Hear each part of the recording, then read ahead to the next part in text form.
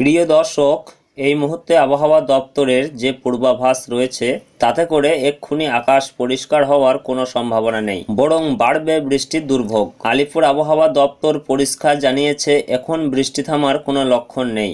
এই মুহূর্তে মৌসুমি অক্ষরেখা আরও সক্রিয় রয়েছে।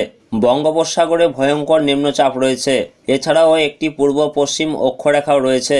সব মিলিয়ে মৌসুমি অক্ষরেখা এবং নিম্নচাপ এই জোড়া ফলাই বৃষ্টির দুর্ভোগ বাড়বে এবং এর প্রভাবেই বাংলায় দুর্যোগপূর্ণ আবহাওয়া বহাল থাকবে। তো আসুন দেখে নেব আজ কোন কোন জেলাগুলিতে রয়েছে ভারী থেকে অতি ভারী বৃষ্টি এবং কোন কোন জেলাগুলিতে রয়েছে হালকা মাঝারি বৃষ্টিপাতের সম্ভাবনা। পাশাপাশি জানিয়ে দেব কদিন চলবে এই বৃষ্টি, ঠিক কি রয়েছে এই মুহূর্তে আবহাওয়া দপ্তরের সর্বশেষ আপডেট বিস্তারিত জানিয়ে দেব ভিডিওর মাধ্যমেই। তো অবশ্যই ভিডিওটি শেষ পর্যন্ত দেখবেন এবং আপনি কোন জেলা থেকে দেখছেন সেখানে বৃষ্টি হচ্ছে কিনা বা আবহাওয়া কেমন রয়েছে আপনাদের মূল্যবান মতামতটি অবশ্যই আমাদের ভিডিওর কমেন্ট বক্সে লিখে জানাবেন।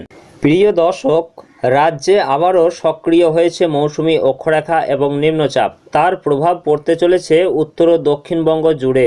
আলিপুর আবহাওয়া দপ্তর জানিয়েছে উত্তর পশ্চিম বঙ্গোপসাগরের উপর একটি নিম্নচাপ অঞ্চল তৈরি হয়েছে, যা আগামী 24 ঘন্টার মধ্যে আরও সুস্পষ্ট রূপ নিতে পারে। এর ফলে দক্ষিণবঙ্গের বিভিন্ন জেলায় আগামী কয়েকদিন ধরে ঝড় বৃষ্টি চলবে। আজকে উত্তরবঙ্গের 8টি জেলায় দমকা হাওয়ার সঙ্গে বৃষ্টির সম্ভাবনা রয়েছে। ঘন্টায় 30 থেকে 40 কিলোমিটার বেগে ঝোড়ো হাওয়া বয়ে যেতে পারে, এমনটাই পূর্বাভাস আবহাওয়া দপ্তরের। এই কারণেই ওই সব জেলায় জারি করা হয়েছে হলুদ সতর্কতা।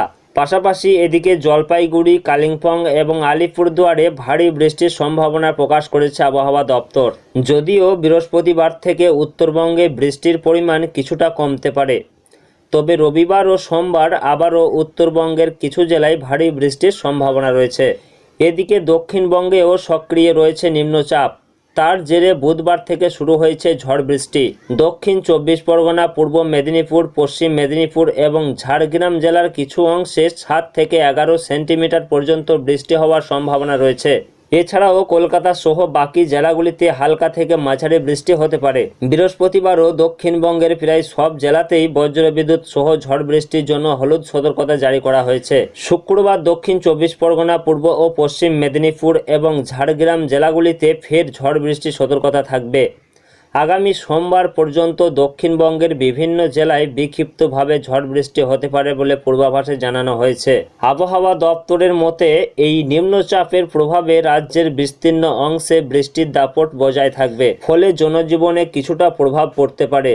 বিশেষ করে জল জমে থাকা এলাকা, নিম্নভূমি ও ঝুঁকিপূর্ণ জায়গাগুলিতে বাড়তি সতর্কতা অবলম্বনের পরামর্শ দেওয়া হয়েছে।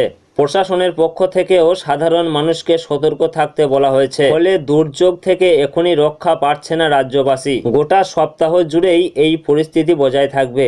তো প্রিয় দর্শক, সব মিলিয়ে এই রয়েছে আগামী কয়েকদিনের আবহাওয়ার পরিস্থিতি। পরবর্তী কোনো আপডেট এলে অবশ্যই আপনাদেরকে জানাবো। তার জন্য আমাদের ইউটিউব চ্যানেলটিকে সাবস্ক্রাইব করে আমাদের সঙ্গে থাকুন। ধন্যবাদ।